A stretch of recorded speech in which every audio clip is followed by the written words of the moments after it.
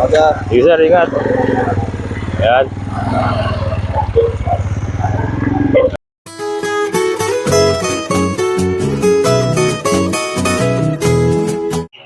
Amazing na gabi. Ayan, gabi na guys. Ano oras na ba? Alas 12 pasado na. Alas 12 pasado na guys. So, hindi na ako natulog. At hintayin ko na yung ating shipper kasi alas 2 a.m. daw niya pipick upin yung mga manok. And ito po, i-deliver nga sa La Union. Yan, kay Sir Arnel David. Ayan. So, yun nga po, nagbabawas tayo ng mga Rhode Islands. Nag-alis tayo ng Trayo ngayon. And then yung upgraded na Cross Rhode Island Kabir, ang partner naman niya ay yung dalawang native. So, inalis ko na rin po muna yung mga native.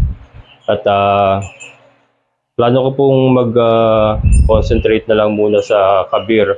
At yun nga, yung Rhode Islands and yung Shamu natin. Yan. So, doon na lang po muna tayo. Hindi na muna ako maghahalo ng native niya. Kasi medyo mahirap din i-manage guys yung pagka sobrang halo-halo yung alaga mo. So, gusto kong mag-concentrate muna sa mga income generating na alaga natin. Yan. Kasi nga, kailangan natin kumita. So, ito po kasi yung mga kumikita, yung Rhode Islands, Kabir, and then syempre yung Shamu. Pagka lumaki na yung kanilang mga anak ay madali rin po ibenta yun yung mga sisiyo nila. So yan, kaya dito po tayo magko-concentrate sa ngayon. Kape muna tayo guys. Yan. Pantanggal ng antok. Kaya lang, wala. Pagod na kasi. Yan, kaya lang. Ayaw kasi matulog. Mahirap gumising ng, alam mo yung pagod ka. Mas matutulog ka lang ng mga isang oras. Mas hirap ako sa ganun guys eh. Ayan, ito, bago tayo mag-box, ipakita ko muna sa inyo yung mga ipapadala natin kay Sir Arnel. Ayan. Nagkalat yung ating mga box. Naka-ready na yan. Ito yung mga ducklings. Ayan, yan sila guys, oh. Hello, ducklings! And then ito po yung isang Kabir na lalaki natin na sisiw. Yung nasa farm. Yan, so sinama natin siya dito. Pinasok ko lang muna dito kasi baka makatalon sa labas. Yan. Hindi natin nakikita, baka makalabas. Ayan, pagka tumalon. Yan sila. 10 Muscovy ducklings and then itong isang Kabir na going 2 months na po ito. Yan, going 2 months na po yan. Pure Kabir.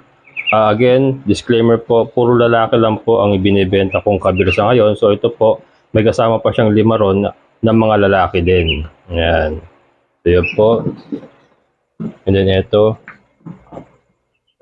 yung, ayan, hindi kasama yan. Ay, ito nga pala, kung nanonood si Sir Roderick ng Rancho de Salvador, ito yung tuta binigay mo sa akin, sir, laki na. Ayan, ito po yung upgraded natin na Cross Rhode Island Kabir Rooster, and then yung native na isa. Then ito yung kasama nilang native. Ayan. Mailap to eh. Ayan. Baka makatalon. And then ito nga yung ating mga ito yung ating mga Rhode Islands. Ayan, yung ating rooster and then yung dalawang hens. Ayan sila. Ayan, so sila po ay magiging taga-La Union na. Ayan, so ayan, ito pala. So dito guys, dito sa mga to, ito po kasi ay mas bata ito dun sa isa. Yan, August 30 ang kanilang ika-1 month, August 30. So dito po ay may mga lalaki, 5. Di ba yan yung may mga visible naman yung mga lalaki. Ayan, so 5 lalaki po ang nandiyan. Yan sila po ay kasama doon sa mga ipapadala natin ngayon. And then all the rest ay mga babaeng Kabir. Pure Kabir po lahat yan. Ang naiba lang po dyan ay yung dalawang Shamu. Ayan, yung itim. Tatlo pala. Yung 3 Shamu. Yan. So yun lang po. Pero all the rest is Kabir. Pure Kabir. mga future hens natin yan, mga yan, yung mga matitira na yan. Kaya hindi po ako nag-aalis ng babae, puro lalaki lang po ang inaalis natin ng mga kabir sa ngayon, ha. Yan, sa ngayon, kasi paparamihin po natin sila. Ito guys, ang laki, oh. Laki talaga nung ano. Napakaganda nung na cross Rhode Island kabir. Ayun, oh. Medyo nagsisi po ako. Kaya lang na-ano ko na na-offer ko na Kaya lang, ang ganda ang laki niya, ang tangkad. Ito bata pa, 4 months pa lang yan, no? Lalaki pa yan guys. Malaki pa ilalaki niya, no? Nakita niyo may tahig, oh. Wala pang tahig yan, no? Wala pang tahig. So, malaki pa ilalaki niyan. Anyway, ang mga materials naman natin ay nandito pa. So, baka gagawa pa tayo ng ganyan. Madali lang pong gumawa ng ganyan. So, magkocross lang po ulit tayo. And then, pipili tayo ng gagawin nating rooster. Ito, napaganda pong i-partner sa mga native. Kaya nga po, ito, in-offer ko sa kanya. 2 native at saka itong cross Rhode Island kabir natin. Yan. And then, ito po, yung mga pure kabir naman natin na binawas natin sa ating yard. Yan. Ayan guys. Ayan, doon po sa nagtatanong, marami po nagme-message doon sa last vlog ko. Magkano ang trayo? Guys, disclaimer lang po, hindi po talaga ako nagbebenta ng trayo, ng ready to lay. Ito lang po ay nagbawas lang po ako. Yan lang po yun, wala na pong iba. Wala na pong kasunod dyan. Yan lang po, kasi puro sisiw lang po binibenta ko. Wala na po kasi ang area ko naman kasi maliit lang. At saka, mas prefer ko pong magbenta ng sisiw kaysa mag-grow out ako ng mga RTL. Medyo magastos din po kasi mag-grow out. So, mas gusto ko yung sisiw up to 1 month ay may benta na kaagad. So, yun po. Ito lang po ay nagbawas lang po ako. Kaya po may tryo po tayo binibenta ngayon. Pero wala na pong kasunod dyan. Kasi marami po nag-i-inquire. Ayan. Parang gusto yata din nilang bumili ng tryo. Kaya lang wala po. Last na po yan. Yan lang po. Wala na po tayong tryo kasunod. Ayan. And then ito. So, nagtatanong po. Lahat po ng yan na ipinakita ko. Yan po ay package deal. Package deal po yan guys. Ang presyo po niyan ay 9,200. Lahat yan. 9,200 and then yung ating bayad sa shipper ay 3,500. So plus 3,500 So 9,200 plus 3,500. Ayun po yung binayaran ni Sir Arnel. Ayan. So yun po si Sir Arnel nga po pala ay kagagaling lang sa Qatar and then magpo-for good na po sa dito sa Pilipinas. Kaya po ayan nag-i-start po siya ng kanyang farm and isa po sa kanyang napiling alagaan ay yung mga heritage chicken nga. Ayan. And yung Muscovy duck. Kaya kumuha rin po siya sa atin ng Muscovy ducklings. So yan guys, magbabaksa tayo and then mag-meet up na lang kami ni Inam sa gate para mas madali ang transaction. Ayan. Babaks muna tayo. Yan guys, magbabaksa tayo. Ngayon natin ito si Cross Rhode Island kabir. Ano ito Cross?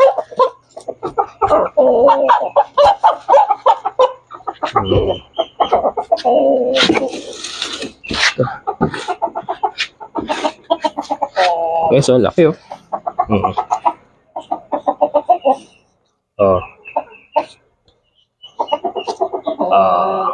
Laki guys. Ito yung Cross Rhode Island kabir natin.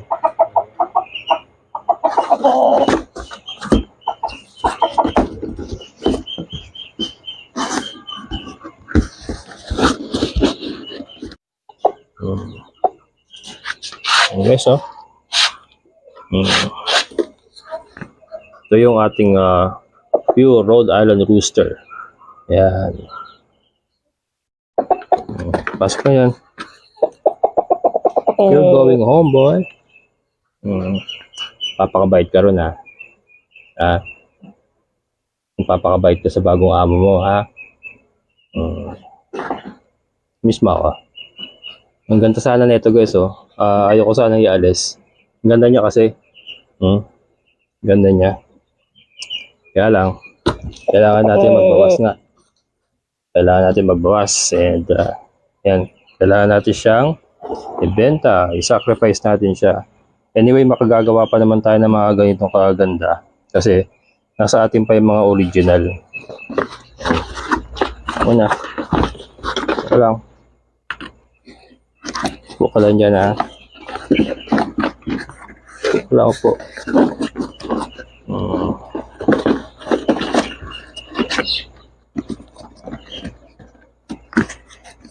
Ayan.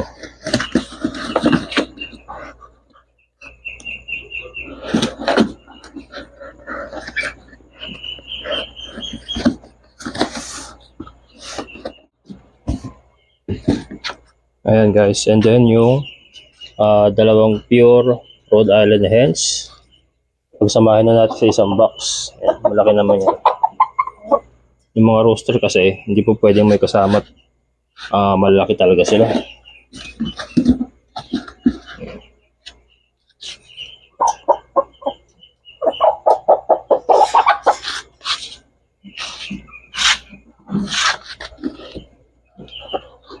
Guys, so ito yung mga Rhode Island hens naman natin. No? Ito, laying na po ito. Ito, marami na rin pong naibigay sa ating itlog. And nakapag-produce na rin po sila sa atin ng mga cross Rhode Island Gabir. Yan. Kaya lang, kailangan natin magbawas.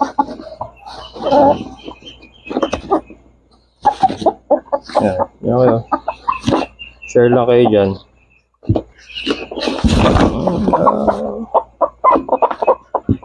Okay.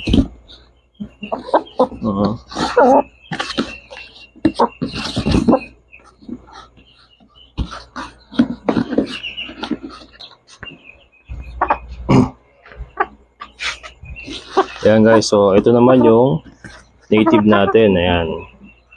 Ito yung native. Actually, hindi to native talaga na ano eh. Native Texas na to guys eh. Native Texas siya. Nakalitsura. Native Texas pareho sila. Ayan. Sumahin na natin sa isang box.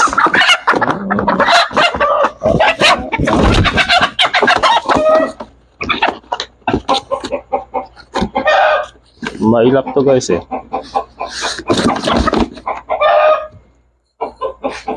Wait lang.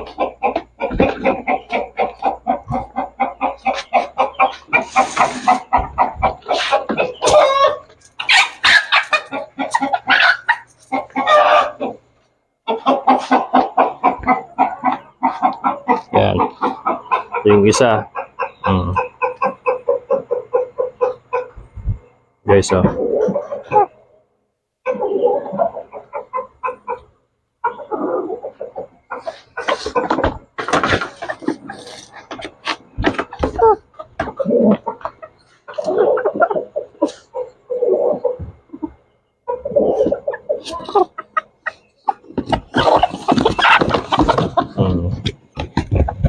Yan. Okay naman. Bilis umis ka po. Mailap ya.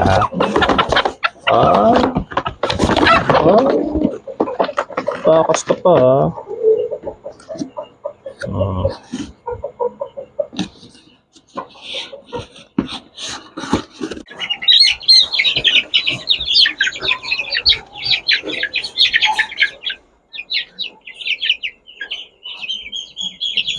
Ang lalaki sa inyo. Dito.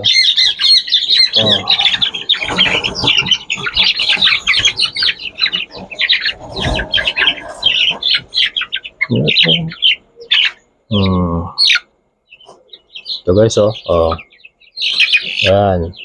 Pure Kabir. Wala pang 1 month yan. August 30 ang kagila ika 1 month. Parang nasa 3 weeks pa lang siya, pero nakita yung katawan.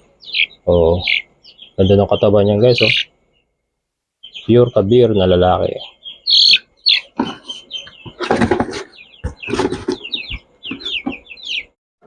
Yan. Sama natin itong isa doon. Yan, para puro manok. Puro manok lang yun na dito. Diba?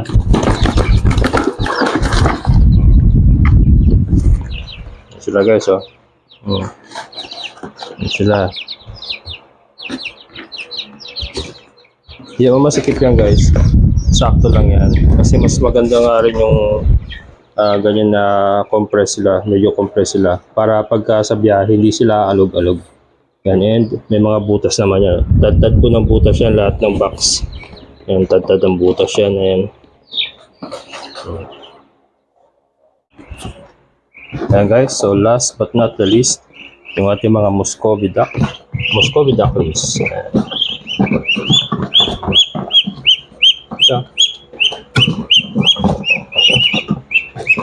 Ayan guys. Muscovy ducklings, nasa 3 weeks old pa lang sila. Wala pa silang 1 month talaga. Nagpass lang ng konti ng 3 weeks old. Ayan, pero ito na, benta na naman natin. At sold out na naman natin Muscovy ducklings. So, mabilis din pala ang bentahan ng mga Muscovy ducklings guys. Kaya, isa po ito sa pag-iigihin natin paramihin. Yan sila guys. Ayan. Diba? Ang ating mga Muscovy ducklings. Okay, so alright. Ayan. Ayan guys, so punta na tayo sa gate at doon kami makikita ni Inam.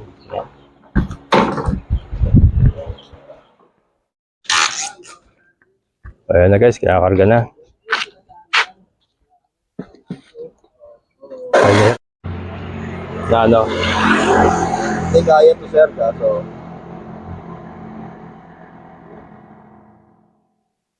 sumobra dun sa dami ng ano natin. Anong, Siguro, kaya naman yan.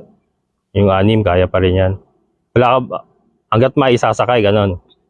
Kaso, yung dami sa loob ng box. Baka ma-suffocate yung mga ano natin. Hindi, isa-isa lang naman yung malalaki niyan, kaya dumami. Isa-isa lang. Yung trayo, yung 2 tandang, itag-itag isang karton yun. Tapos yung inahin, magkasama sa isang karton, bahal kaya naging 4 yung trayo. Tapos yung mga sisiw, magkasama yung 6, saka yung mga ducklings. Yun lang naman yun. Kaya dumami ng ganyan. Pero okay na yan. Okay. Bali, 700 pa yung mo doon. Kukunin mo. Ito yung mabigat na. 700 doon Yan guys, bound to La Union. Kay Sir Arnel David. La Union pa yun. Oh. Ano sir? Hindi kaya babagsak sir? Hindi kaya gaganon? Kung tapean mo pa kaya? Hindi mo natitapean? Okay na kaya yan?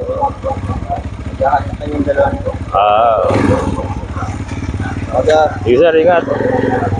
Ayan.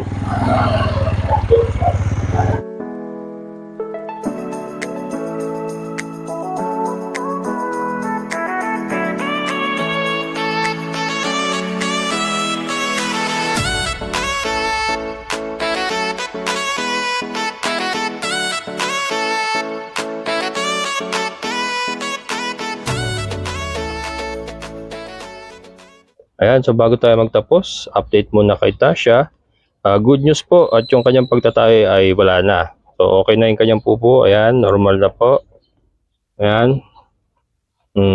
So yun po yung mga pupo niya. And kung mapapansin niyo po, yung kanyang buntot ay dry na. Ayan o. So dry na guys, so dry na. Ibig sabihin ay wala na talagang pupo. Ayan o. Ayan. So talagang magaling na. Magaling na sa pagtatae.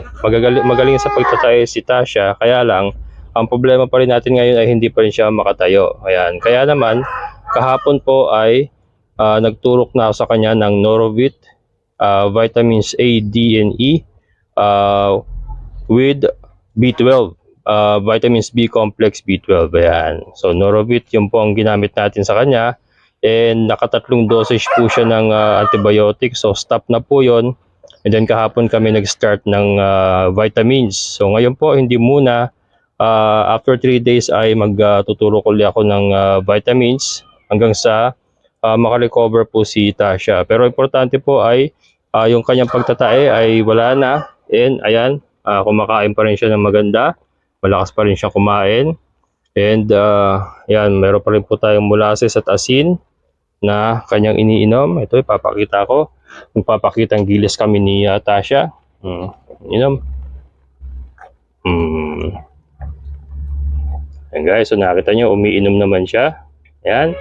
So, looking good and very positive ako na si Tasha po ay makaka-recover. Ayan. So, ito, vitamins na lang po muna ang ating binibigay sa kanya para po palakasin natin ang kanyang katawan. Kasi tingin ko to kaya hindi siya makatayo ay hinang-hina po siya. Hinang-hina po ang katawan niya. So, yan po ang pinalalakas natin ngayon. Ayan. Yan po. Si Tasha. And yan, thank you Lord at hindi mo kinuha sa akin si Tasha.